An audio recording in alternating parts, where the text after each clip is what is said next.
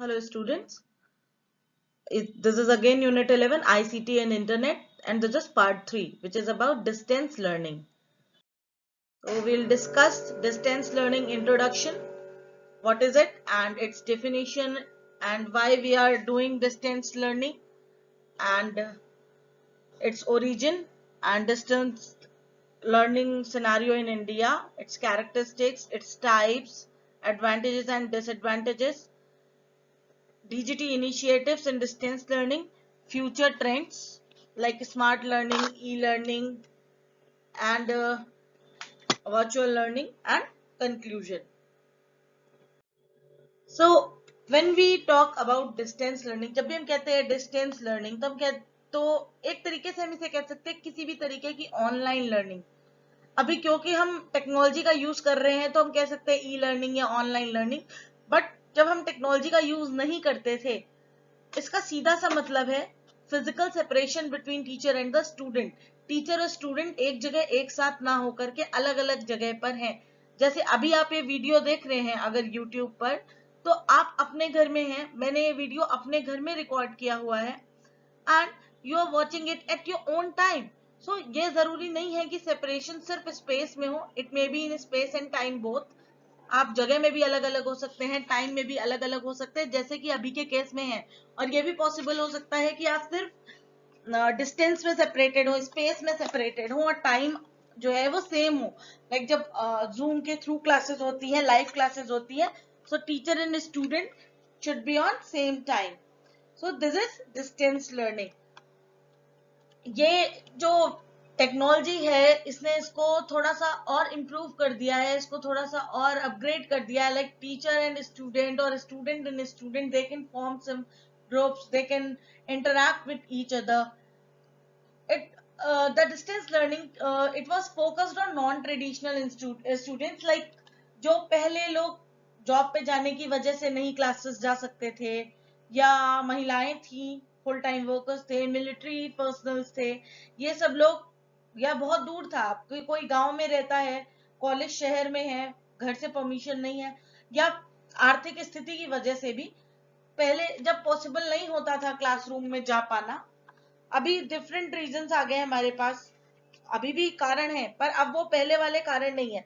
तो traditionally it was focused on those kind of persons जो classroom training जो है वो अटेंड नहीं कर सकते थे. अभी आज की डेट में इस डिस्टेंस लर्निंग की बात करें तो this is an umbrella term. ये अम्ब्रेला टर्म है जो ये बहुत तरीके के लर्निंग एक्टिविटीज को कवर करता है. जैसे करेस्पॉन्डेंस कोर्स जिसमें रेगुलर मेल चलती थी, है ना, इसमें इंटरेक्शन मिनिमम है, वहां से असाइनमेंट्स आ गए, यहाँ से आपने असाइनमेंट पूरे करके भेज दिए, so there is no interaction. Tele courses चलते थे, अगर आप में से किसी को याद होगा तो दूरदर्शन पे सुबह मैथ साइंस ये सब कुछ पढ़ाया जाता था. That is what I have seen, अभी भी शायद आता हो. सीडी रोम कोर्सेज, इसमें स्टूडेंट जो है कंप्यूटर स्टैटिक कंटेंट है. देखिए इंटरनेट पे कंटेंट चेंज होता है, that is dynamic, but CD DVD एक बार कंटेंट जो फीड करके मिल गया है, दिस इज स्टैटिक कंटेंट. और अम्ब्रेला टर्म में क्या आता है, online learning, internet based learning. ये सिंक्रोनस भी हो सकती है, एसिंक्रोनस भी हो सकती है. Like we are doing some live class on Zoom, it is synchronous, we are in the same time, and now I have recorded and uploaded, so I have recorded it some other time, you are watching it some other time, so this is asynchronous.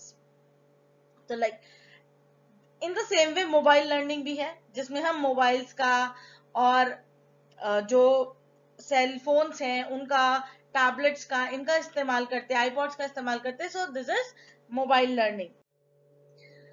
अब इसकी definition की बात करें तो California distance learning project इसे define करता है, कहता है distance learning is instructional delivery system that connects learners with educational resources. ये एक तरीके का इंस्ट्रक्शनल डिलीवरी सिस्टम है, एक तरीके का कह सकते हैं इकाई है जो लर्नर्स को एजुकेशनल रिसोर्सेज के साथ जोड़ता है. और ये जो डिस्टेंस लर्निंग है, जो हमारे लोग नॉर्मल क्लासरूम तक एनरोल नहीं हो पाते हैं, वहां तक नहीं पहुंच सकते हैं, उन्हें वो सारी चीजें मिले उस पर्टिकुलर एजुकेशनल इंस्टीट्यूशन की जो उसके करंट एनरोल्ड स्टूडेंट्स को मिल रही हैं. So this is a process that uses available resources and will evolve to incorporate emerging technology. तो डिस्टेंस लर्निंग क्या है? ये एक तरीके की प्रक्रिया है जो अवेलेबल रिसोर्सेज को इस्तेमाल करने के लिए की जाती है, और जितना ज्यादा ये टेक्नोलॉजी को के साथ खुद को अपग्रेड करती है, जितना ज्यादा इसको टेक्नोलॉजीज को इन्वॉल्व करती है, उतना ही ये इवॉल्व भी होती है. तो इसके कुछ फीचर्स हैं. तो पहला फीचर क्या है? Separation of teacher and learner at least majority of instructional process. Teacher और स्टूडेंट मेजोरिटी टाइम, मतलब अगर 10 क्लास चल रही है तो 10 में से 8 क्लासेस आपकी सेपरेट हो, लाइक स्टूडेंट अपने एंड पे पढ़ रहा है और टीचर अपने एंड पे पढ़ा रहा है. लाइक जो सब्जेक्ट जिनकी प्रैक्टिकल वैल्यूज भी, जिनमें प्रैक्टिकली भी कुछ सिखाना पड़ता है, so the student and teacher need to come to the practical lab. तो उसमें भी सेपरेशन ज्यादा टाइम हो. मेजोरिटी क्लासेस जो है वो डिस्टेंस लर्निंग मोड में चले. ये पहला फीचर है. दूसरा, separation of teacher and learner in space and और टाइम. एंड और दोनों लिख रखे हैं मैंने. जो टीचर और लर्नर है, ये स्पेस और टाइम दोनों में भी अलग हो सकते हैं या सिर्फ स्पेस में अलग हो सकते हैं. लाइक आप अपनी जगह है, मैं अपनी जगह हूं. I have arrange some class on Zoom. तो जूम के थ्रू आप भी 9 बजे ऑनलाइन आएंगे, मैं भी 9 बजे ऑनलाइन आऊंगी. तो time is same for both of us, लेकिन स्पेस अलग है. I am teaching at my place and you are studying at your place. So this is separation in space only. Time is same. When space and time both are different, like space is different, I am at my place, you are at your place, and time is also different. So the separation should be there. It may be in space only, or it may be in space and time both. The use of educational media to unite teacher and learner. आप किस educational media का use करेंगे? That is important. And the provision of two-way communication between teacher and learner. Teacher और learner के बीच में two way communication होना चाहिए. एक अभी आपको मेरे साथ कोई डाउट होता है तो यू कैन टेक्स्ट मी और you can put comments in the video itself so that I can reply to you कि इसमें क्या हो सकता है या क्या नहीं हो सकता है. And control of learning pace by student. यहाँ पर जो गति है सीखने की, अगर नॉर्मल क्लासरूम टीचिंग की बात करें तो ये टीचर सेंटर्ड रहती है, लेकिन अगर डिस्टेंस लर्निंग की बात करें तो ये जो सीखने का गति का नियंत्रण है, ये किसके हाथ में रहता है? ये स्टूडेंट्स के, लर्नर्स के हाथ में रहता है. इसके 3 एलिमेंट्स हैं. पहला है instructional design, technology and support. Instructional design मतलब आपने अपना करिकुलम किस तरीके से डिजाइन किया है. We already have studied ADDIE model and there some more incorporation in the distance learning mode. Technology, what you are using and whether you are updating with the current emerging technologies or not. And support normally instructional or design or technology के चक्कर में पीछे रह जाता है, but it should not be lag behind. This is important. Now we'll discuss why distance learning. हम क्यों करें distance learning और क्या फिर कोई भी distance learning क्यों select करता है. Okay, तो सबसे पहले बात करते हैं एडल्ट्स की. देखिए एडल्ट्स जो है इनकी लाइफ कॉम्प्लेक्स भी है, डिमांडिंग भी है. जो काम कर रहा है, जॉब कर रहा है, जिनकी जरूरत है, अगर वो कॉलेज जाएंगे, कमाएंगे नहीं तो उनका घर कैसे चलेगा. तो इसलिए उनके लिए देखो, उनके लिए डिस्टेंस लर्निंग अवेलेबल है. जो पढ़ना चाहते हैं पर पढ़ नहीं सकते, it may be a reason उनके पास काम हो, फैमिली ऑब्लिगेशंस हो, या फिर वो किसी ऐसी लोकेशंस पे रहते हो जहां से वो ट्रेडिशनल कोर्सेज को, ट्रेडिशनल क्लासेस को ज्वाइन ना कर सके, जो कि अभी ट्रांसपोर्टेशन हमारा काफी इंप्रूव हो चुका है. So this may not be a reason nowadays, पर अभी भी कुछ लोगों के लिए this exist. And lacking the confidence. अभी देखिए जब आप रेगुलर क्लास में जा रहे होते हैं from KG to school to college and for higher degrees, तो कॉन्फिडेंस रहता है. पर जो लोग पढ़ाई एक बार छोड़ देते हैं और अब 30-35 साल का व्यक्ति 25 साल के बच्चों के साथ पढ़ने में थोड़ा कॉन्फिडेंस लैक करता है, so they are not ready to participate in that classroom. उनके लिए भी adult learning available है. Mostly people take distance mode for higher education while they are working. अब जो काम कर रहा है, जॉब नहीं छोड़ सकता और अपनी डिग्री को, अपनी एजुकेशन को, अपनी जानकारी को बढ़ाना चाहता है, उनके लिए भी distance learning available है. To democratize higher education to large segment of the population, in particular the disadvantaged groups such as those living in remote and rural areas, working people, women.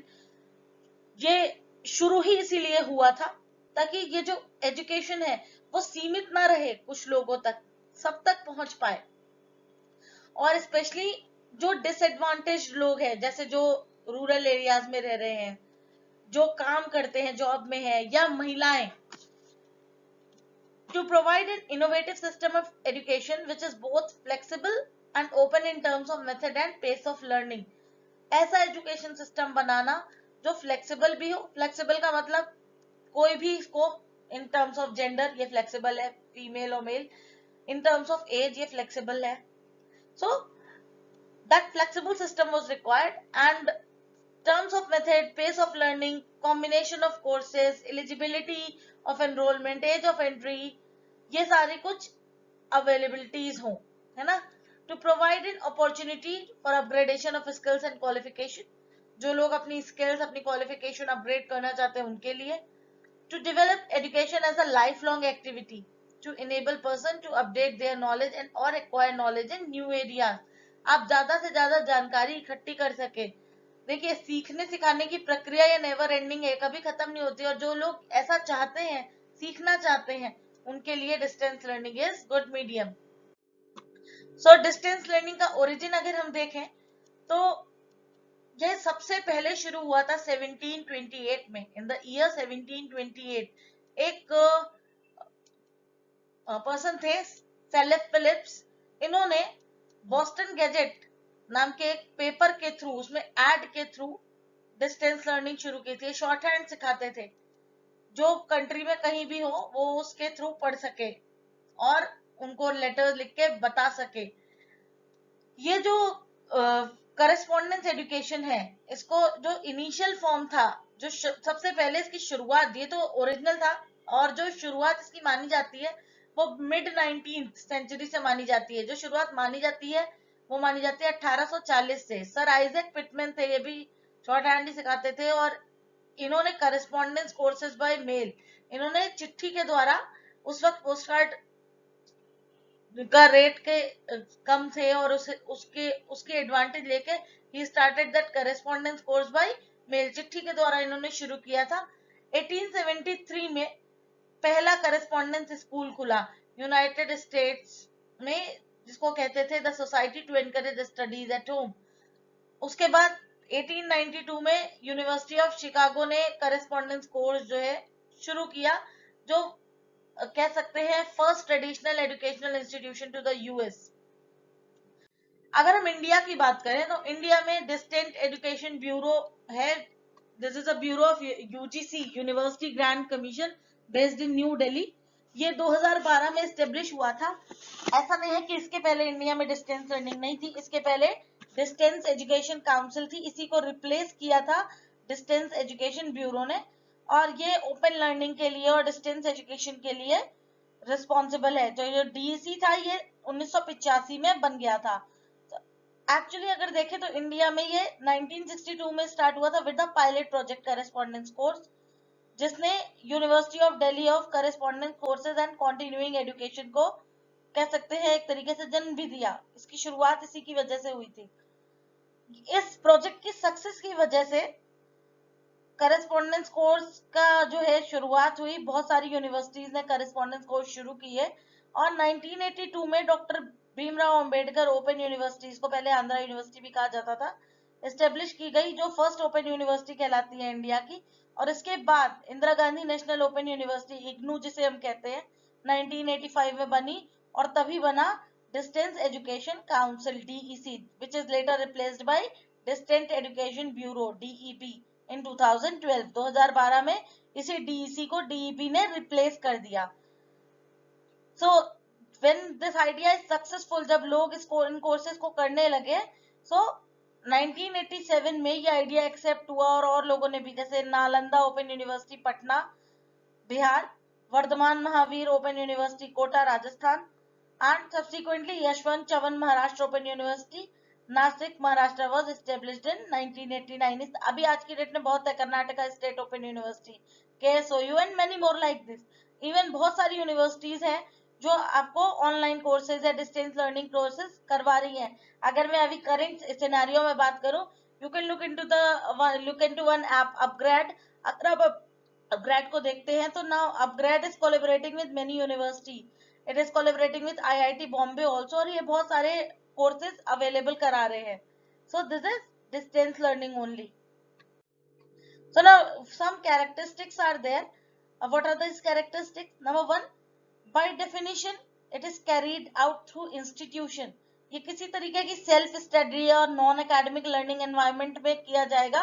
That is not distance learning. आप कहीं भी बैठ के कुछ सीखने लगोगे तो that is not distance learning. आप कह सकते हो you are learning at some other scenario, but ये हमेशा किसी ना किसी इंस्टीट्यूट के द्वारा ऑफर किया जाएगा. then it is valuable. Geographic separation is inherent. Space का जो separation है between teacher and student, between student that learner and trainer, वो जरूरी है. मतलब टीचर अपने लोकेशन पे होगा और स्टूडेंट अपनी लोकेशन पे होगा. So geographic separation is inherent. This is required. And interactive telecommunication connects individual within a learning group and with the teacher. यहाँ पर एक जो कह सकते हैं कनेक्टिविटी हो, वो इस तरीके की हो कि जो लर्नर है वो टीचर से भी कनेक्ट हो सके और बाकी दूसरे लर्नर्स के साथ भी कनेक्ट हो सके. अभी आज की डेट में तो we have many more technologies to connect with, like internet is giving so many advantages to us. We can connect on Facebook, we can connect on WhatsApp, and we can connect on many more social media platforms. And distance education, like any education, establish a learning group. ये एक learning community बनाता है. देखो जैसे आपका classroom में group बनते हैं, लर्निंग ग्रुप्स बनते हैं, वैसे ही आपके डिस्टेंस एजुकेशन में भी लर्निंग ग्रुप्स जो है वो बन जाते हैं. इट डजंट मैटर कि आप कितने दूर दूर हैं. It matters you are studying in with the same group. So there are two types of distance learning. One is synchronous and another is asynchronous. Synchronous, sync का मतलब ही है टाइम का मैच, है ना. sync का सीधा मतलब है टाइम मैच करना चाहिए. So synchronous learning is where you can take part in learning activities such as webinars, virtual class simultaneously with your instructor and fellow students. आप बाकी सारे स्टूडेंट्स और आपका टीचर सब एक साथ एक टाइम पर ऑनलाइन अवेलेबल होंगे. That is synchronous learning. सबकी लोकेशंस अलग अलग हैं लेकिन टाइम सेम है.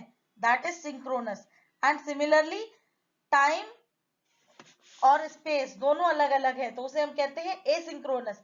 यहाँ पर अभी मैंने वीडियो अगर अभी अपलोड किया हुआ है और आपने उसे 2 दिन बाद देखा, तो मैंने तो 2 दिन पहले रिकॉर्ड किया था, आपने 2 दिन बाद देखा. Time is different. That is asynchronous learning. दोनों की कुछ एडवांटेजेस हैं, कुछ डिसएडवांटेजेस हैं. देखिए अगर हम सिंक्रोनस की बात करें तो you can interact with your instructor, fellow students. आपको तुरंत फीडबैक भी मिल सकता है. आप अगर टीचर से कुछ पूछना चाहें तो पूछ सकते हैं. एंड आप ज्यादा मोटिवेटेड रहते हैं क्योंकि आप दूसरों के साथ डिस्कशन में उस क्लास में पार्टिसिपेट कर रहे होते हैं. लेकिन अगर हम डिसएडवांटेज की बात करें तो आपके पास फ्लेक्सिबिलिटी नहीं होती. आपको उस टाइम पर शेड्यूल टाइम पर आना ही पड़ेगा. आपको जो रेलेवेंट टेक्नोलॉजी है जिसके थ्रू आप काम कर रहे हैं, लाइक अगर आप जूम से हैं, गूगल मीटिंग से हैं, whatever that technology you have to access, आपको वो काम आना चाहिए और आपके पास उसकी एक्सेस भी होनी चाहिए. And you will need to be comfortable using the relevant technology. Obviously आपको टेक्नोलॉजी पे काम करना आना चाहिए. एंड अगर हम एसिंक्रोनस की बात करें so there is more flexibility. आप अपने टाइम पे अपने हिसाब से पढ़ सकते हैं. आप अपना कोर्स अपनी लर्निंग स्पीड से पूरा कर सकते हैं. लेकिन डिसएडवांटेज है जो क्लास पार्टिसिपेशन का मोटिवेशन है, डिसिप्लिन है, that is not available. So you should maintain your own discipline. Self discipline की जरूरत है. अपना शेड्यूल मेंटेन करने की जरूरत है. एंड फीडबैक में टाइम लग सकता है. आपने टीचर को टेक्स्ट किया, मेल किया, उसके बाद टीचर ने रिप्लाई किया. सो that is not instant feedback or something. So what are the advantages and disadvantages? I have used another term for advantages, that is merits, and demerits for disadvantages. So what are the merits for distance learning? Number 1 is time saving. Yes, time बहुत बचता है teacher का भी और student का भी. Studying from anywhere, कहीं से भी पढ़ सकते हैं, कभी भी पढ़ सकते हैं. कंफर्ट लेवल ज्यादा होता है. फ्लेक्सिबल है, कॉस्ट कम आती है. ऑब्वियसली आपको क्लास के लिए रोज कॉलेज तक ट्रैवल नहीं करना पड़ता या हॉस्टल में नहीं रहना पड़ता, तो कॉस्ट भी बच रही है. Easy availability, technological facilitation, technology का साथ है अभी आजकल, beneficial for slow learners, slow learners के लिए तो और फायदा है, चाहे जितनी बार, एक बार में नहीं समझ में आए तो बार बार रिपीट करके देख करके समझ सकते हैं, डिस्ट्रैक्शंस कम होते हैं एंड विजिबल एफर्ट्स बेटर होते हैं। तो अगर डीमेरिट्स की बात करें तो इंटरैक्शन ऑब्वियसली कम है, अगर लाइव क्लास है तो भी बहुत ज्यादा इंटरेक्शन नहीं होता है, और लाइव नहीं है तो बिल्कुल भी नहीं है, एंड लेसर सीरियसनेस, देखो क्लासरूम के अंदर बच्चा सीरियस रहता है पर डिस्टेंस लर्निंग में वो सीरियसनेस नहीं रहती है, मोटिवेशन की कमी होती है, चॉइसेस कम हो जाती हैं, अपॉर्चुनिटीज कम हो जाती हैं ओरल कम्युनिकेशन स्किल डेवलप करने की। आप क्लासरूम में टीचर से बात करेंगे तो आपकी ओरल कम्युनिकेशन स्किल्स भी इंप्रूव होती है, बट अगर आपको क्लासरूम लर्निंग नहीं अवेलेबल है, so there is a drawback with this. Acknowledgement factor missing होता है, आपको समझ आया या नहीं आया ये आपको पता है, वहां पर टीचर पता करता है, आपसे बार बार पूछता है, फीडबैक डिलेड होता है, हिडन कॉस्ट भी होती है इसकी, like if you don't have a mobile phone और laptop you have to buy it, and technology problems भी आती हैं, सब लोग हैंडल नहीं कर पाते कंप्यूटर्स को, तो questionable credibilities of degrees, yes this is the problem. अभी डिस्टेंस लर्निंग का ऐसा मार्केट बन गया है कि ये जो क्रेडिबिलिटी है ये कितनी है, अच्छी है नहीं है, सो दैट मैटर्स, तो ये अभी इस पे क्वेश्चन मार्क पुटअप हो चुका है। अब डीजीटी के क्या इनिशिएटिव्स है इसको डिस्कस कर लेते हैं। MSD that is ministry of skill development and entrepreneurship under directorate general of training, it's already set up one DL infrastructure to provide quality training to trainees as well as to trainers. So सबसे पहले इन्होंने hub and spoke model use किया था, जिसके लिए इन्होंने एव्यू का इस्तेमाल किया था। एव्यू टेक्नोलॉजी क्या है, ये अमृता यूनिवर्सिटी ने बनाई है, Amrita virtual interactive e learning world, Amrita virtual interactive e learning world. So इसमें एक हब था और एक स्पोक था। तो हब क्या था, हब टीचर के एंड पे था, स्टूडियो जिसे हम कहते हैं, और स्पोक क्या था, स्पोक जो था जहां पे स्टूडेंट्स थे, जिसे हम रिमोट सेंटर कहते हैं। और सबसे पहले इन्होंने 10 CFIs को हब बनाया था और 194 गवर्नमेंट ITIs को स्पोक बनाया था। CFI का मतलब होता है सेंट्रली फंडेड इंस्टीट्यूट्स, जैसे NSTIs है, ये NSTI क्या है, ये CFIs है, ठीक है। The spoke was chosen based on the number of ITI student and the area of state. और ये जो हब थे इन्होंने prestigious national knowledge network join किया हुआ था। अभी अगर हम इनके कोविड-19 सिनेरियो की बात करें तो we have Bharat skill portal, we have for employability skills we are having collaboration, the DGT is having collaboration with Quest, so Quest app is available for employability skills, and skill build platform is available for that diploma trainees. For CTS and CITS trainees, online classes are through NIMI online admissions.in/zoom/, so बहुत सारे options है, Bharat skill पे आपके पास बहुत सारे question banks available है। So this is a good tool. अभी एक इन्होंने नई शुरुआत और करी है, निमी ऑनलाइन टेस्टिंग .in, इस पे मूडल के through, Moodle is also educational platform which helps in this distance learning in this COVID-19 scenario. So this is also a very good step to test your knowledge. Evaluation is also necessary, no? So for evaluation, this NIMI online testing.in is also initiated. So these are the initiatives of DGT for distance learning. What are the future trends? So future, if we talk about future trend, the first is smart learning. Smart learning क्या है, कह सकते हैं digital age की जो education है उसके लिए एक ब्रॉडर टर्म है ना। हम कितना ज्यादा टेक्नोलॉजीज को, अपनी क्लासरूम को टेक्नोलॉजी इनेबल बना रहे हैं ताकि हम नॉलेज और स्किल्स बहुत इफेक्टिवली इम्पार्ट कर सकें।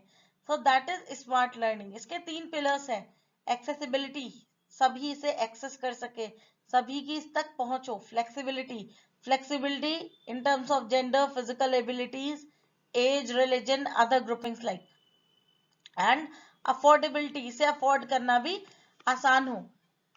देखिए टेक्नोलॉजी से आप कितना भी इनेबल कर लें, पर स्मार्ट लर्निंग में भी this matters how teacher articulates the technology. how he is using the technology available in the classroom. So this is important, and it is concerned with context aware ubiquitous learning, and means आप direct learning जो है वो context aware हो. Context का मतलब है interaction should be there between learners and environment, and it is the best path to ensure the brightest future for higher education. अगर हम ई लर्निंग की बात करें तो ई लर्निंग का सीधा मतलब है learning that is enabled electronically. E for electronic learning. So electronically technology का कितना इनकॉर्पोरेशन है in learning. So e learning utilises electronic technologies to access educational curriculum outside the traditional classroom.